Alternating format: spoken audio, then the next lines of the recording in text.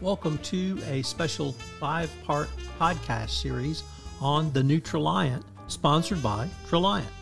Over this 5-part podcast series, we will discuss what is new at the company and key issues that Traliant is helping to lead and define in the online training industry going forward. Over this 5-part series, I will visit with Traliant CEO John Arendes, Maggie Smith, Vice President for Human Resources, Scott Schneider, Head of Content Development. I know you will enjoy this special 5-part podcast series on the new Traliant. First, a word about Traliant. The mission to transform compliance training from boring to brilliant. Traliant's award-winning training helps organizations create and maintain respectful, inclusive workplaces. Traliant's modern approach to e-learning is designed to motivate positive behavior through realistic video scenarios and up-to-date content that is interactive, easy to customize, and connects with today's mobile workforce. Traliant currently serves 8,000 organizations across industries and geographies. In this episode 1, I visit with Traliant CEO John Arendes on the new Traliant. Hello, everyone. This is Tom Fox, and welcome to our 5-part podcast series on Traliant. Today, my guest is John Arendes. I've known John for quite some time. He's quite familiar to those in the compliance arena. John, first of all, welcome, and thank you so much for taking the time to visit with me today. Thanks, Tom. I always enjoy our conversations, and I'm looking to this one today as well. John, could you remind our listeners a little bit about your professional background? Sure. So, been in the tech space somewhat in over 25 years now, and have held various leadership roles through various tech companies. Spent the last 13 years really focused in the compliance space in particular, and have really enjoyed that and that evolution that we've come from and where we are today. And it's been a journey. Prior to Traliant, I was the VP of Sales at We Comply and head at Thomson Reuters, and then after that, the GM at Skillsoft, and recently joined Traliant about 8 months ago to help them on their evolution and journey as they continue to grow. John, what about Traliant intrigued you that you saw could be either a platform for growth or a direction that you could take the company, and why now? Yeah, Traliant has done an amazing job, and the tagline is boring to brilliant. And I think, we all know, and we've heard it from our constituents, oh, I don't want to take training again. And what I was hearing in the market from Traliant customers and coming up against them was interesting in that, hey, how do you compare to Traliant? How do you make it engaging? How come you're not as customizable as Traliant? How come you can't make it entertaining or a greater Netflix experience? And so that was intriguing to me. And so as I dug into this, I realized that they really have sort of changed the way people were consuming compliance content, in particular, PDH, preventing discrimination, harassment, and DEI, which is really their core competency in terms of where they started 4 years ago. And so it was interesting as I looked at that as the new shareholders or new owners, PSG, thought about, well, where do we take it next? And to me, that was the real opportunity. John, have you been able to bring in some new leadership or others to help you with this expansion and pivot for Traliant? Yes. Well, yes. And the good news is there's been extremely strong leadership when I got here. Many times when a CEO comes in, as we know, there's a number of reasons for that, usually because it's not, functioning. The company's not functioning the way they thought it would. And that was not the case at all here.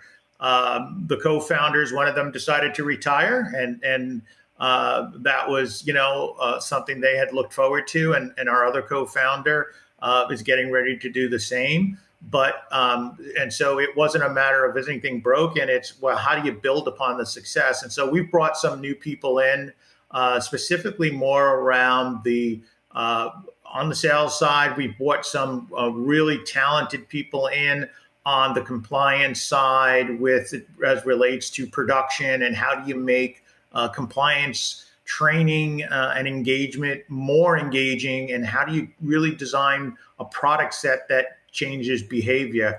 And really, we've been expanding just continuously around our support mechanisms as well. We get nothing but fabulous reviews in terms of our support and how how easy it is for customers to roll this out. So we went from about just 2021, I think they were at about 60 employees. We're now roughly about 120, so almost doubled in size. John, you used a word in there, and actually a phrase, training engagement. I want to pick up on that with a couple of different threads. I've known you since your We Comply days. As you said, you've been in the tech space around compliance for quite some time. You've seen an evolution in that space in terms of the training, what the Department of Justice and the regulators have said about training, and you've wedded that to what I saw and heard from Traliant when I spoke with their representatives over the years. And I wondered if you could maybe give some thoughts on really that word engagement and why that has become so important now, and how you're able to bring an engaging training to an audience through the Traliant platform. Yeah, what has really been the secret sauce in terms of engagement is making the courses applicable to the environment in which one takes it. So let me give you an example. We have a preventing discrimination and harassment course that is designed for healthcare. And people say, well, what's the difference in that, right? Why is the law different? No, it isn't. But the environment in which one works in is much different than those that work in a retail environment or an office environment. And so when individuals can see their environment replicated in a hospital setting, in a doctor's office, working with nurses in that example, creating real life scenarios in which we know the DOJ says that's really what it's about, that makes it much more engaging.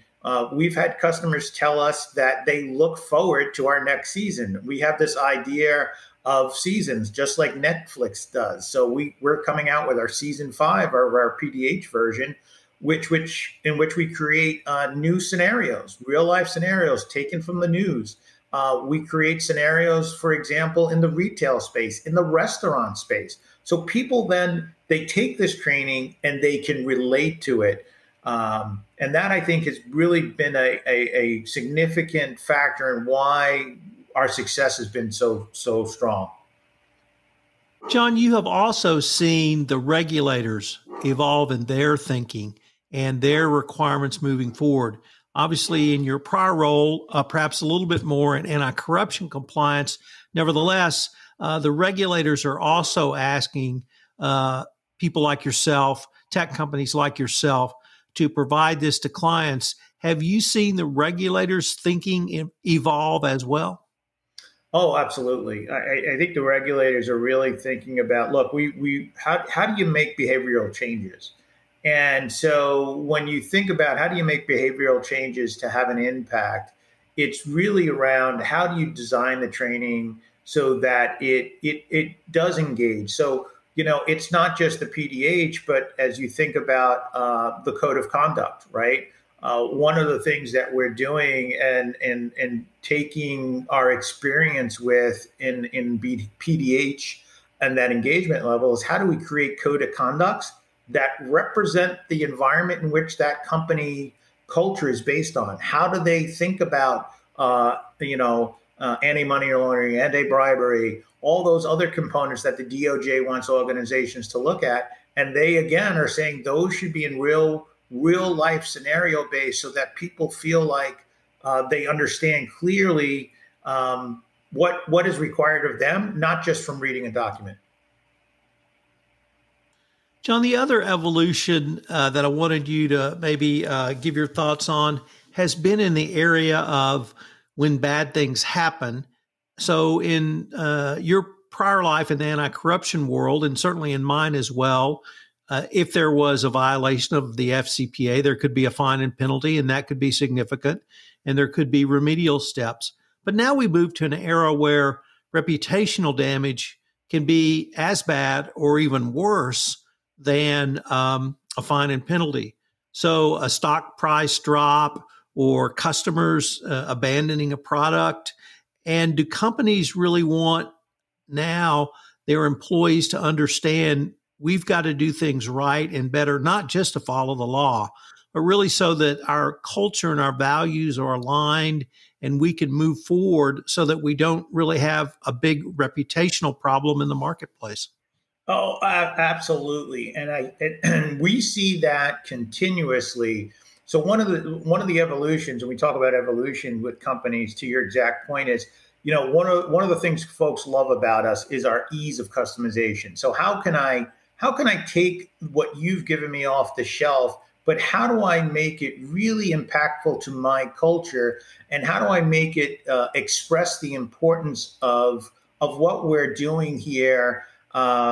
Beyond just training. And in fact, one of our customers will be releasing a video of them, and I don't want to give it away yet because we haven't finalized it, but talks about this exact thing, that what they wanted to get to is when people heard that they were rolling out the DEI suite, it wasn't training, but it was education. It was culture changing. And people started to look forward to this as they started to roll it out, because people realized that the organization had taken the time to reflect and think about their own mission, what the employees hear, and that this engagement, this training that was being rolled out was reflective of that. And that's something that I think we do as an organization to help companies do really well and probably easier than most. And I think that's always the challenge when companies think about, how do I go into that transition, right? You've been in this a long time. What's the biggest challenge for compliance officers and GC and HR? Well, we don't have the money to do that level. So because, it hits the budget. Well, I think we've solved that problem by being able to do these customizations that make those changes, that allow customers to express their culture and the importance of why this is in their culture at a very cost-effective way. And so, I know I'm saying a lot there, but you got me started. I mean, I love that portion of our business, and it really, our customers are raving fans of what we do there. John, unfortunately, we are near the end of our time for this episode, but I was wondering if our listeners wanted any more information on Traliant, what would be the best way for them to find out? Yeah, of course, Traliant.com, Traliant.com. And remember, Traliant rhymes with compliant. So that's always a way to remember it.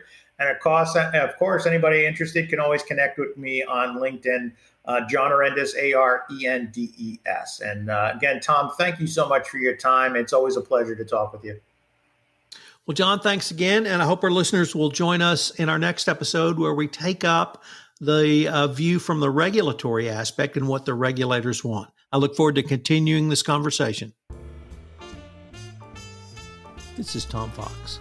Traliant has a great number of resources on their website and information on how you can improve your online training experience.